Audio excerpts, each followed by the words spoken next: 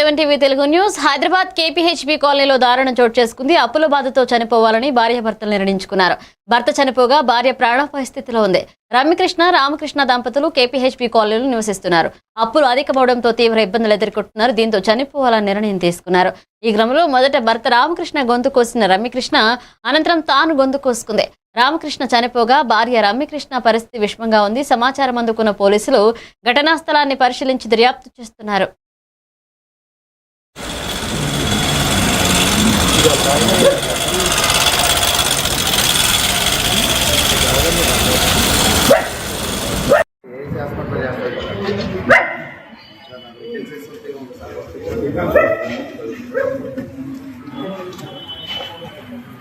Pharm D చేసింది.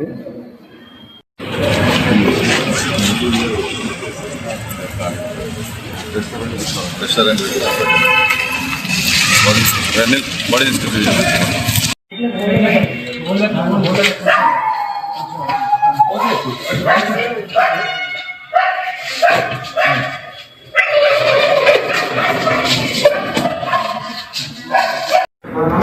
తీసుకొస్తలేరా మీకు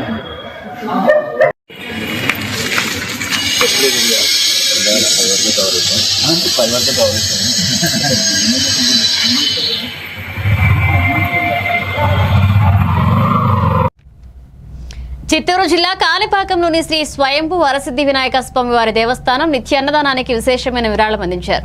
విజయవాడకు చెందిన శ్రీ గుమ్మడి అన్వేష్ కుటుంబ సభ్యులతో కలిసి 25 లక్షల రూపాయలు విరాళంగా అందించారు. ఈ సందర్భంగా దేవస్థాన ఈవో శ్రీ పెంచల కిషోర్ దాతా కుటుంబానికి ప్రత్యేక దర్శన ఏర్పాట్లు చేసి తీర్థ ప్రసాదాన్ని శేషవస్త్రాన్ని అందజేశారు.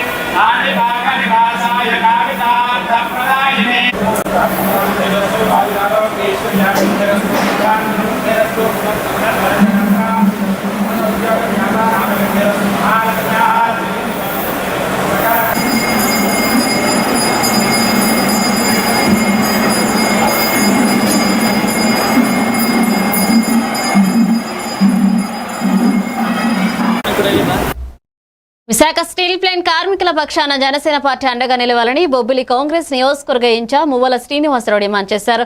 ప్రస్తుతం గత 2 రోజులుగా విశాఖపట్నంలో జనసేన పార్టీ విస్తృత స్థాయి సమావేశాలు జరుగుతున్న నేపథ్యంలో పవన్ కళ్యాణ్ విశాఖ స్టీల్ ప్లాంట్ ఉద్యోగులకు భరోసా ఇచ్చే దిశగా మాట్లాడాలని కాంగ్రెస్ పార్టీ డిమాండ్ చేస్తుందని ఆయన తెలిపారు.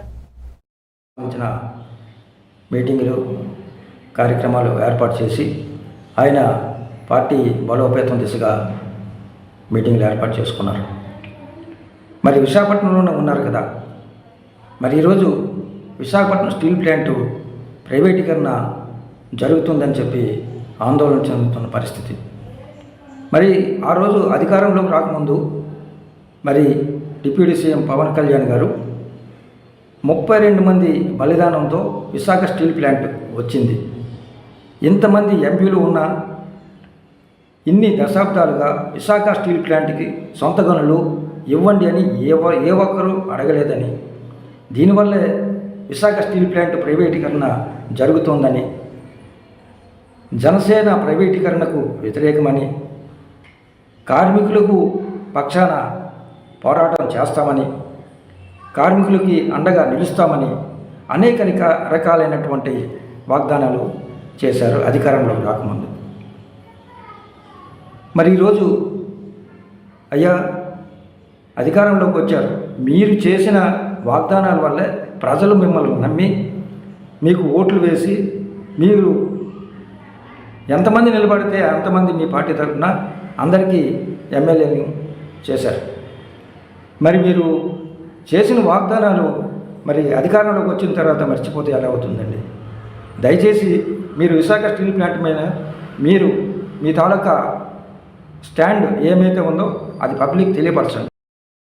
గుంటూరు జిల్లా సంగడిగుంటలో గణేష్ పూజ అట్టహాసంగా భక్తి శ్రద్ధలతో నిర్వహించారు. చిట్టా అంజిరెడ్డి మరియు చిట్టా మాధవీల ఆధ్వర్యంలో ఈ పూజలో పాల్గొని వినాయకుడు ఆశీస్సులు ప్రజలపై ఉండాలని వారు కోరారు. మహేశ్వరి మహాదేవి మహాలక్ష్మి రుణప్రియ మహారూప మహాపూజ మహాపాతకనాశిని మహామాయ మహాసత్వ మహాశక్తి మహారథి మహాభోగ మహేశ్వర్య మహావీర్య మహాబల మహాబుద్ధి మహాసిద్ధి మహాయోగేశ్వరేశ్వరి మహాతంత్ర మహామంత్ర మహాయంత్ర మహాసన మహాయాగ ప్రమారాజ్య మహాభైరవ పూజిత మహేశ్వర మహాకల్ప మహాతాండవ సాక్షిణి మహాగామేశ మహిషి మహాత్రిపుర సుందరి చతుర్షష్ఠి ప్రజారాధ్య చతుర్షష్ఠి కళామయి మహాచతుర్షష్ఠి కోటి యోగిని గణసేవిత సంతుష్ట పూర్వజ త్రిపురాంబిక దశముద్ర సమారాధ్య త్రిపుర శివశంకరి జ్ఞానముద్ర జ్ఞానగమ్య జ్ఞానజ్ఞేయ స్వరూపిణి యోని ముద్ర త్రికంఠేశి త్రిపురాంబ త్రికోణగ అనగాత్మక చారిత్ర వాంఛితార్థ ప్రదాయిని అభ్యాసాది జయజ్ఞాత షడద్వాతీత రూపిణి అవ్యాజ కరుణామూర్తి రత్న ధ్వాంత దీపిక ఆబాల గోపలీల సర్వానుల్లంఘ శాసన శ్రీ చక్రరాజ.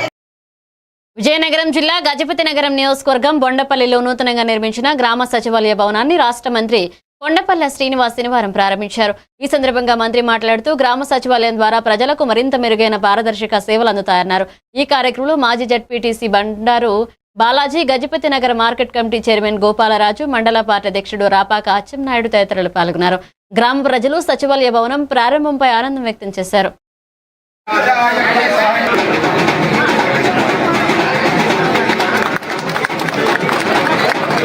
ఏ విధంగా భరించగలం ఆలోచించే పరిస్థితి ఉండాలి. ఏదో మనకి వాళ్ళ ప్రభుత్వం జీతం ఇస్తుంది కాబట్టి ఏదో మనం మొక్కుబడిగా ఉద్యోగం చేస్తే కాదు, మీరు కానీ మేము కానీ ఈ పరిపాలనలో ఈ కూటమి ప్రభుత్వం పురోగతులు తీసుకెళ్తున్నారు. అలాంటి మన మంత్రివర్యులకి ముఖ్యంగా మన బొండపల్లి ప్రజల తరఫున ఆయనకు అభినందనలు తెలుపుకుంటూ సెలవు తీసుకుంటున్నాను. ఈరోజు ప్రభుత్వం తీసుకున్నటువంటి పరిణామం అభివృద్ధి సంక్షేమం రెండు కూడా చేయాలి. సంక్షేమం చేస్తూ అభివృద్ధి కూడా లోటు అవ్వకుండా అభివృద్ధిని కూడా ముందుకు తీసుకెళ్లాల్సిన బాధ్యత ప్రభుత్వం మీద ఉందని ఈరోజు గ్రామాల్లో అభివృద్ధి చేస్తున్నారు. అలాగే యువకులకి ఎంప్లాయ్మెంట్ రావడానికి కూడా పూర్తి స్థాయిలో ప్రభుత్వం పనిచేస్తూ ఉంది. అయితే మనం ఉద్యోగాలు ఇంకా రావలేదు. ఎందుకంటే ఈరోజు విడిపోయిన ఆంధ్రప్రదేశ్లో మన రాష్ట్రానికి బాగా నష్టం జరిగింది. బాగా అభివృద్ధి కలవర్చిన నగరాన్ని మనం వదిలేసి మనం ఆంధ్రప్రదేశ్ విడిపోవడం వల్ల మన యువకులకి ఉద్యోగ అవకాశాలు చాలా తక్కువయ్యాయి. దాని మీద ఈరోజు గౌరవ ముఖ్యమంత్రి గారు కానీ, మా యువ నాయకులు లోకేష్ గారు కానీ, అలాగే పవన్ కళ్యాణ్ గారు కానీ ఎక్కువగా కూడా శ్రమిస్తుంది. ఎందుకంటే ఈరోజు దేశంలో ఎక్కువ మంది యువత మన రాష్ట్రంలో అన్ఎంప్లాయిడ్ కింద ఉన్నారు. ఉద్యోగ అవకాశాలు కావాలి, ఉద్యోగాలు కల్పించాలి, ఎంప్లాయ్మెంట్ అంటే స్వయం ఉపాధి పొందేలా కూడా అవకాశాలు ఇవ్వాలి. చదువుకున్న విద్యార్థులు చాలామంది ఉన్నారు, వాళ్ళని ఎలా దారిలో పెట్టాలి, ఇవన్నీ కూడా ప్రభుత్వం గడిచిన సంవత్సర కాలంలో కానీ 15 మాసాల్లో కానీ ఎక్కువగా పనిచేయడం మొదలు పెడతా ఉన్నారు. ఎందుకంటే ఈరోజు దేశంలో ఎక్కువ మంది యువత మన రాష్ట్రంలో అన్ఎంప్లాయిడ్ కింద ఉన్నారు. ఉద్యోగ అవకాశం. ఏలూరు జిల్లా చింతలపూడి నియోజకవర్గం లింగపాల మండలంలోని విజ్ఞాన భారతి హైస్కూల్లో తెలుగు కవి గిడుగు వెంకట రామమూర్తి జయంతిని పురస్కరించుకుని తెలుగు భాషా దినోత్సవాన్ని ఘనంగా నిర్వహించారు. విద్యార్థులు పద్యాలు, గీతాలు, నృత్యాలతో తెలుగు భాష వైభవాన్ని చాటారు. గిడుగు వెంకట రామమూర్తి తెలుగు అభివృద్ధికి చేసిన కృషిని గుర్తు చేశారు. ఉపాధ్యాయులు, నిర్వాహకులు తెలుగు భాషను మరింతగా ప్రేమించాలన్నారు. ఈ కార్యక్రమంలో కరస్పాండెంట్ కూచిపూడి మురళీకృష్ణ ఉపాధ్యాయులు పాల్గొన్నారు.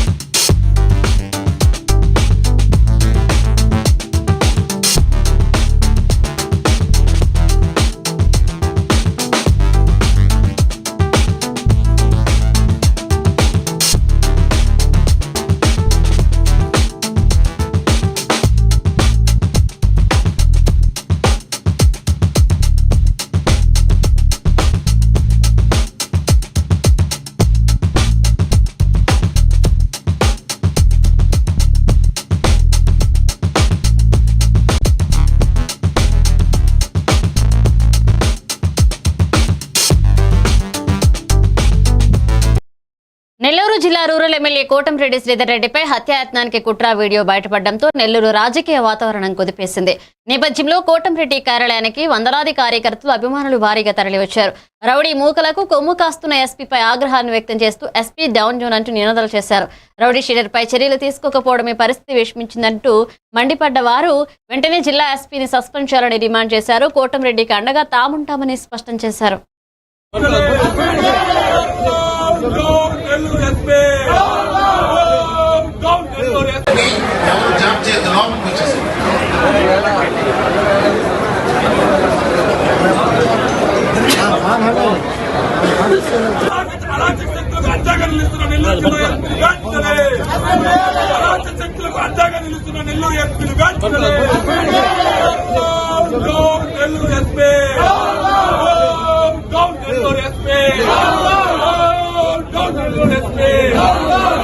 శక్తులకు అడ్డాగా నిలుస్తున్న నెల్లూరు ఎంపీని వెంటనే శక్తులకు అడ్డాగా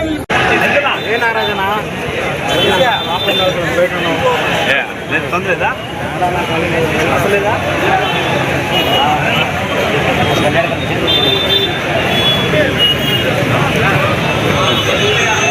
తొందరలేదు లోపల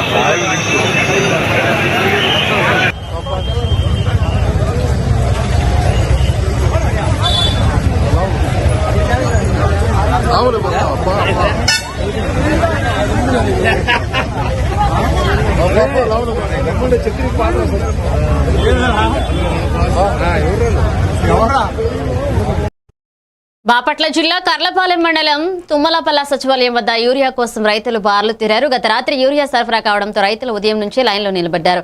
పరిస్థితి ఉద్రిక్తంగా మారే అవకాశం ఉండడంతో పోలీసులు భద్రత ఏర్పాటు చేసి బందోబస్తు చేశారు. మొత్తం మీద యూరియా సరఫరా పోలీసుల పర్యవేక్షణలో సాగింది. ఇంతకుముందు ఇలాంటి పరిస్థితి ఎదురు కాలేదని, ఇప్పుడు ఎరువుల కోసం గంటల తరబడి లైన్లో నిలబడాల్సి వస్తుందంటూ రైతులు ఆవేదన వ్యక్తం చేస్తున్నారు.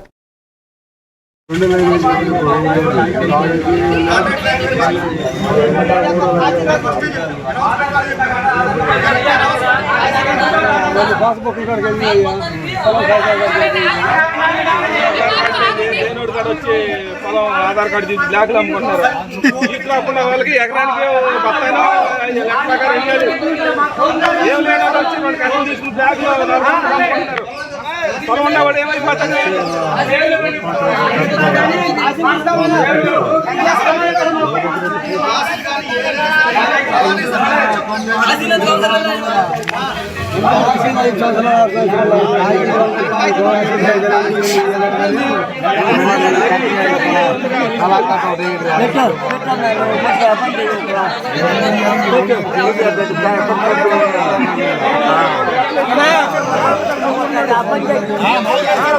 అందరికీ నమస్కారం అండి. నా పేరు సుమంత్ కుమార్, కర్లపాలెం మండల వ్యవసాయ అధికారిగా పనిచేస్తున్నాను.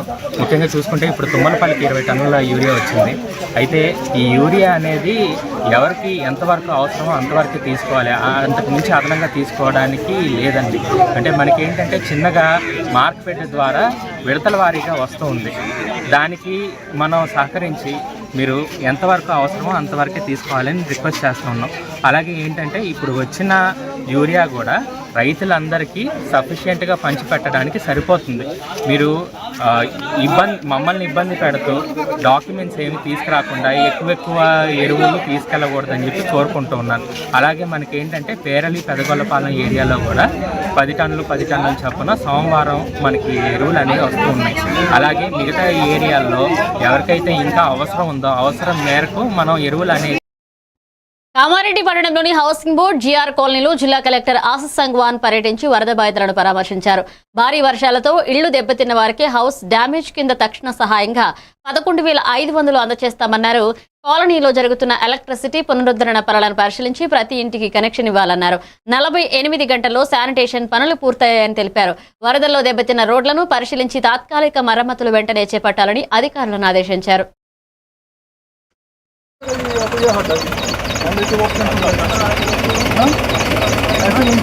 నెక్స్ట్ 1-2 అవర్స్లో పవర్ కూడా రిస్టోర్ అవుతుంది. దాంతోపాటు ఇక్కడ ప్రతి ఇంటి కోసం హౌస్ డ్యామేజెస్ ఉన్నాయి. సో దానికోసం 11,500 ఇమీడియట్గా గవర్నమెంట్ నుంచి శాంక్షన్ చేస్తున్నాము. దాంతోపాటు ఇప్పుడు ఇక్కడ చిన్న రోడ్ రిపేర్ అవన్నీ శానిటేషన్ వర్క్ అవి కూడా నడుస్తున్నాయి. దాంతోపాటు ఫుడ్ అండ్ వాటర్ అరేంజ్మెంట్ అవన్నీ చేయడం జరుగుతుంది. కొన్ని రిలీఫ్ మెటీరియల్ కూడా ఇమీడియట్లీ డిస్ట్రిబ్యూషన్ చేపిస్తున్నాము ఈరోజు. Like bedsheets, utensils, grocery items, ration అది కూడా కంటిన్యూస్గా డిస్ట్రిబ్యూషన్ నడుస్తుంది ఇక్కడ.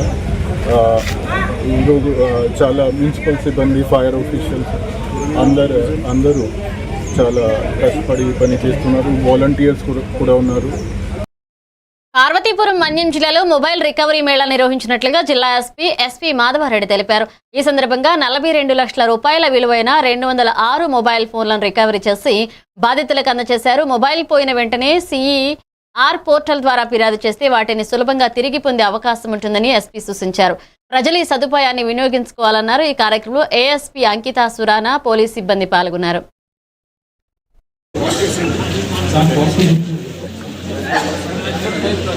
నిమ్మక నాగార్జున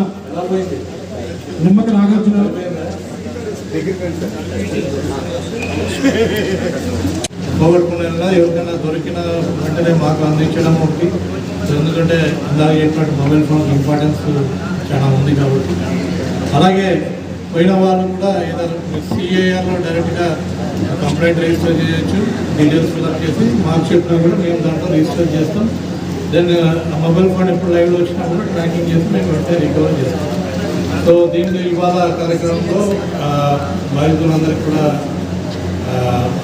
ప్రాపర్ ఐడెంటిఫికేషన్ చేసుకుని వారి యొక్క మొబైల్ ఫోన్స్ వారికి చేస్తున్నందుకు సంతోషంగా ఉన్నది. అలాగే ఇన్ని మొబైల్ ఫోన్స్ రికవరీలో ఎఫర్ట్స్ పెట్టినందుకు మా cyber crime and social media team inspector Srinivas, SI Ravindra Raju మరియు వారి టీం అందరినీ కూడా అభినందిస్తున్నాను. వారితో పాటు మా ఆల్ SHOs హెల్ప్ రికవరీ. దీంట్లో ప్రధానంగా చూస్తే మనకి ఎక్కువ ఈ 206 మొబైల్స్లో స్టేషన్ వారీగా ఎక్కువ పాల్గొండా 90 మొబైల్ ఫోన్స్ రికవరీ చేయడం జరిగింది.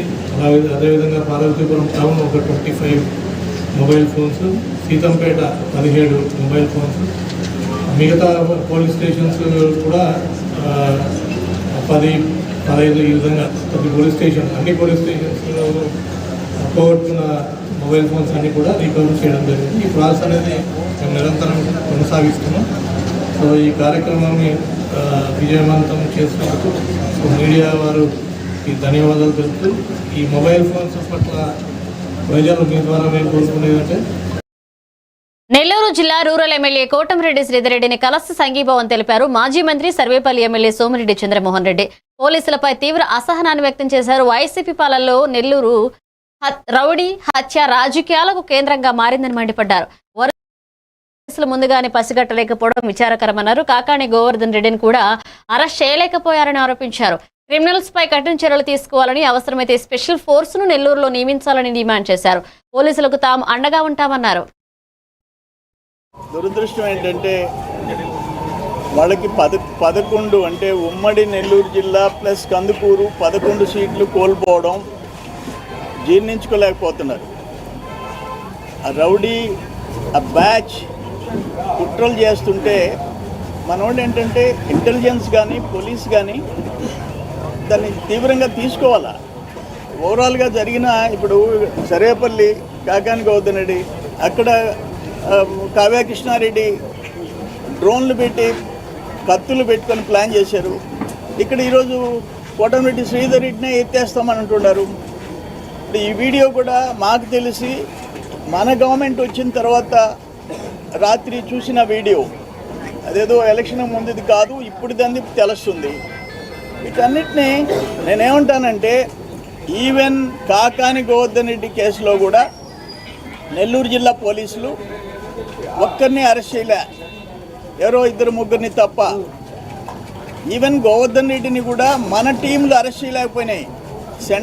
అక్కడి నుంచి హెడ్ ఆఫీస్ నుంచి పోయిన టాస్క్ ఫోర్స్ అరెస్ట్ చేసి చిత్తూరు జిల్లా పోలీసులకు హ్యాండ్ ఓవర్ చేసి తీసుకొచ్చే పరిస్థితి వచ్చింది. ఎందుకు అంత లీనియన్స్ ఎందుకు నడుస్తుంది అని చెప్పేసి నేను కూడా అడుగుతూ ఉండా. స్ట్రాంగ్గా ఉండాల్సిన అవసరం ఉంది. ఈ రౌడీలు, ఈ క్రిమినల్స్ గుండెల్లో రైళ్లు పరిగెత్తాల పోలీస్ అంటే. వాళ్ళు ఇప్పుడు మా గవర్నమెంట్లో కూడా వాళ్ళు వార్నింగ్లు ఇచ్చే పరిస్థితి. అక్కడ ఆయన ప్రతాప్ కుమార్ రెడ్డి బ్యాచ్లు, ఇక్కడ గోవర్ధన్ రెడ్డి బ్యాచ్, ఇక్కడ అన్ఫార్చునేట్. ఇది సహించరాని విషయం ఇది. అందుకని గవర్నమెంట్ కూడా నెల్లూరు జిల్లాలో జరిగే క్రిమినల్ యాక్టివిటీస్కి ఫుల్ స్టాప్ పెట్టేదానికి అవసరమైతే ఒక టాస్క్ ఫోర్స్. వరంగల్ జిల్లా చెన్నారావుపేట మండలంలో రైతులకు సరిపడా యూరియా అందించాలని డిమాండ్ చేస్తూ బీఆర్ఎస్ కార్యకర్తలు, రైతులు కలిసి ఎంఆర్ఓ కార్యాలయం ఎదుట మాజీ ఎమ్మెల్యే పెద్ది సుదర్శన్ రెడ్డి ఆధ్వర్యంలో ధర్నాకు దిగారు. ఈ సందర్భంగా ఆయన మాట్లాడుతూ రైతులకు బాకీ ఉన్న సన్నవడ్ల బోనస్ చెల్లించాలని, 2 లక్షల రుణమాఫీ పూర్తిగా అమలు చేయాలని డిమాండ్ చేశారు. ధర్నా సమయంలో కాలికి గాయమైనప్పటికీ కూడా రైతులతో కలిసి కొనసాగారు. యూరియా సరఫరా జరిగే వరకు ఉద్యమం ఆగదని హెచ్చరించారు.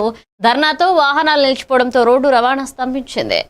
ఈరోజు చెన్నాపేట మండల కేంద్రంలో తహసీల్దార్ ఆఫీసు ముందు చేసినటువంటి ఆందోళనలో రైతాంగం అందరూ కూడా స్వచ్ఛంద గదిలొచ్చి ఇవాళ సంఘీభావం తెలిపారు. ముఖ్యంగా ప్రధానంగా 3 డిమాండ్లు. ఒకటి, అదను దాటిపోతున్నది. వరి పంటకైనా, మొక్కజొన్నకైనా, పత్తి పంటకైనా, ప్రధాన పంటలు అయినటువంటి ఈ పంటలకు అదను దాటిపోతున్నది. గత నెల రోజులుగా యూరియా షార్టేజ్ ఉన్నది. ఎన్నిసార్లు తిరిగినా యూరియా బస్సు దొరకలేదు.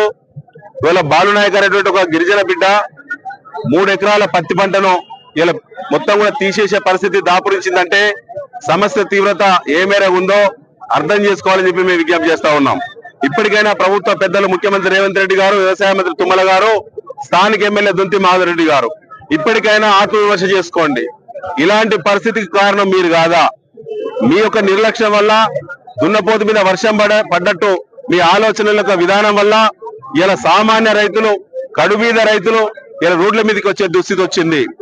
ఉమ్మడి రాష్ట్రంలో చూసినటువంటి ఆందోళనలు మళ్ళీ ఇక్కడికి తీసుకొచ్చే పరిస్థితి వచ్చింది. ఇవాళ రైతులు ఎక్కడ ఏ సెంటర్ పోయినా, డిస్ట్రిబ్యూషన్ సెంటర్ పోయినా ఎన్ని రోజులు నిలబడ్డా ఒక బస్సు దొరికే పరిస్థితి లేదు. ఇవాళ మీకు ఆందోళన చెప్పంటే ఇవాళ పొద్దున్న ఒక లారీ పంపించిల్లు. జిల్లాలో ఎక్కడా లేకుండా ఒక లారీని మాత్రం చెన్నారావుపేట హెడ్ క్వార్టర్ పంపించిల్లు. ఇలా 10% రైతులు కూడా సరిపోలేదు. నిర్మల్ జిల్లా ఖానాపూర్ మండలంలోని కోలంగూడ, దేవునిగూడ ప్రాథమిక పాఠశాలలో పేద ముంపు బాధిత విద్యార్థులకు okay educational and welfare society అండగా నిలిచింది. ఓకేరా ఫౌండర్ ఒజ్జేపల్లి కృష్ణంరాజు ఆధ్వర్యంలో 45 మంది విద్యార్థులకు స్కూల్ బ్యాగులు, నోట్బుక్స్, స్టేషనరీతో పాటుగా 25,000 విలువైన విద్యా సామాగ్రి పంపిణీ చేశారు. అదనంగా ముంపు బాధిత కుటుంబాలకు నిత్యావసర సరుకులు అందించారు. గ్రామీణ ప్రాంతాల్లో విద్యను ప్రోత్సహించాలనే లక్ష్యంతో ఈ సేవా కార్యక్రమం చేపట్టామని కృష్ణంరాజు తెలిపారు. ఇంతకుముందు ఒక 4 ఎమ్మెల్యేలకు వేసిండు, 2 మంత్రులకు వేసిండు. Top social media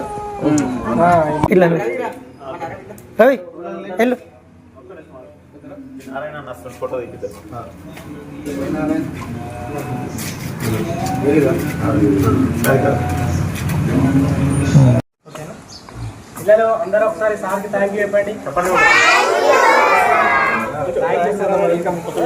God bless you. ఒకసారి సౌండ్ వస్తలేదు. సౌండ్ లేదు.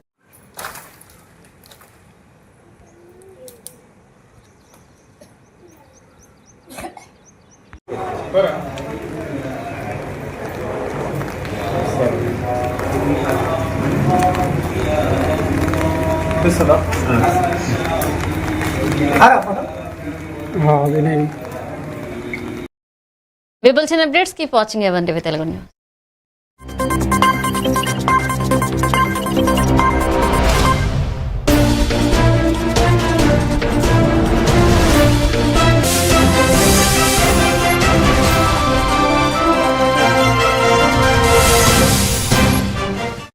అక్కడ జూబ్లీహిల్స్ నియోజకవర్గం మరి డీలిమిటేషన్ అయిన తర్వాత